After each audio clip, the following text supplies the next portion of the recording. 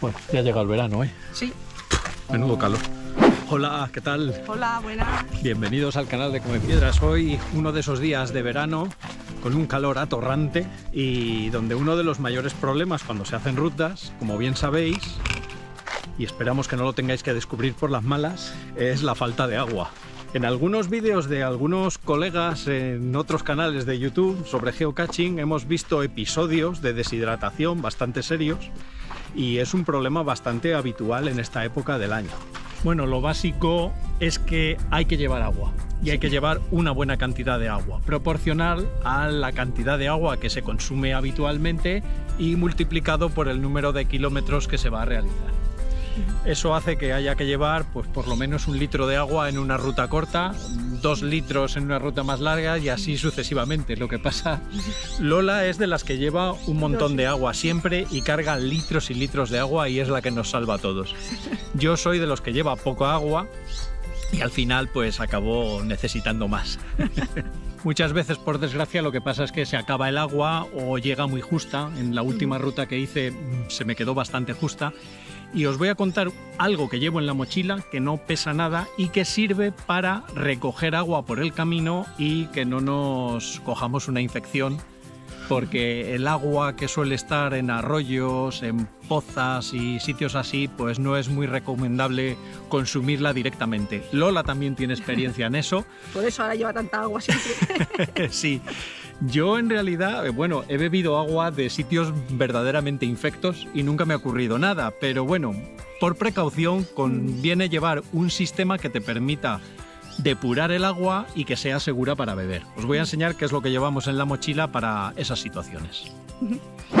Lo primero que necesitamos, como es lógico, es una fuente de agua, un arroyo, un manantial, algo así. Conviene que sea agua que esté en movimiento. El agua estancada no es muy recomendable. Solamente se debería consumir en caso de absoluta emergencia. Así que lo que vamos a hacer ahora es buscar un sitio con agua para poder depurarla y que sirva para consumirse. Bueno, por aquí hemos encontrado un arroyito que está bastante seco, pero nos va a servir.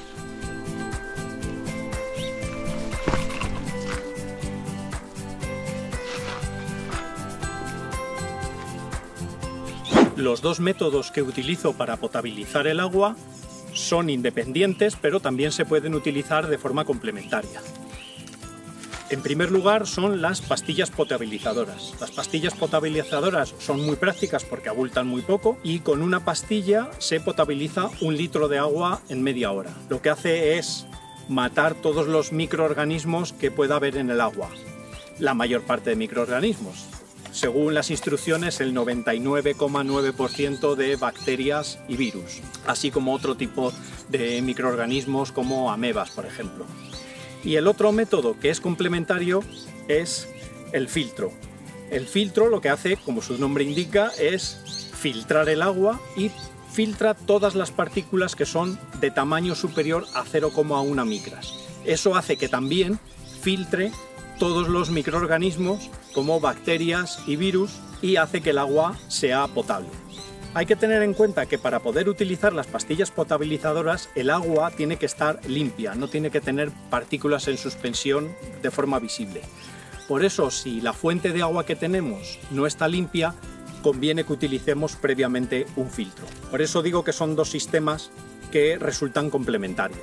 Pero con cualquiera de ellos, independientemente, ya podríamos consumir ese agua. Si queremos un extra de seguridad, pues lo que hacemos es utilizar los dos métodos. Primero filtramos el agua y a continuación eliminamos cualquier microorganismo que pueda haberse saltado el filtro, lo cual es bastante improbable, y utilizar entonces las pastillas potabilizadoras.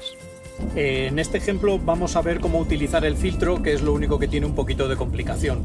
Las pastillas potabilizadoras simplemente hay que añadirlas al agua en la proporción que os he mencionado antes y ya estaría resuelto el tema. Este agua está bastante bien, aunque es ligeramente estancada, pero como la he removido haciendo pruebas, pues tiene bastantes partículas en suspensión, con lo cual es especialmente útil el filtro. Y luego utilizar las pastillas si uno quiere. Vamos a dejar este agua sucia aquí a un lado.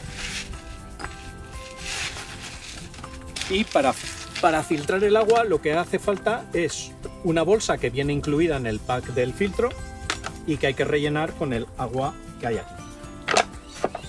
Abrimos bien.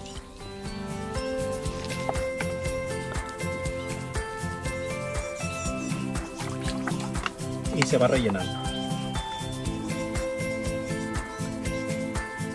Una vez que tenemos ya la bolsa llena, lo único que hace falta es enroscarla en el filtro.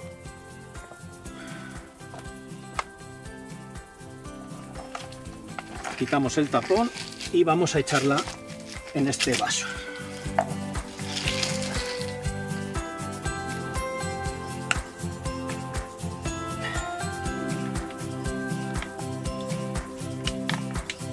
Lo único que hace falta es ejercer un poco de presión y ya va filtrando.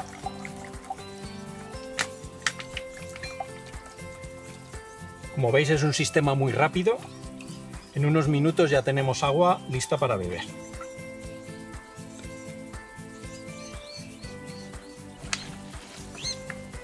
Y ya tenemos agua perfectamente filtrada. Aquí tenéis la diferencia del agua sin filtrar y el agua filtrada.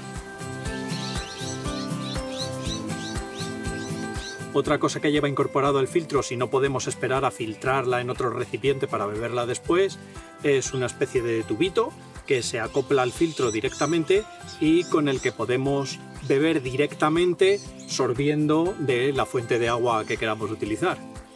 Nunca lo he utilizado y la verdad es que prefiero echarlo antes a otro recipiente antes de beberlo. Bueno, pues ya habéis visto los sistemas que utilizo habitualmente para potabilizar el agua en ruta, que es un buen consejo recoger agua por el camino de forma que vayamos reemplazando la que perdemos porque vamos bebiendo durante la ruta. Y creo que con este sistema lo que os vais a ahorrar es algunos disgustos, ¿verdad? Sí. Porque yo soy de los que bebía habitualmente de los arroyos, pero ya no lo hago después de que Lola y mis hijos, nuestros hijos, tuvieran un pequeño disgusto con un arroyo mucho más limpio que este que acabamos de ver. Sí. La verdad es que hay que tener cuidado. Sí, conviene tener cuidado. Pues nada, con esto y un bizcocho nos vemos en el siguiente episodio. Vale. Hasta pronto. Adiós.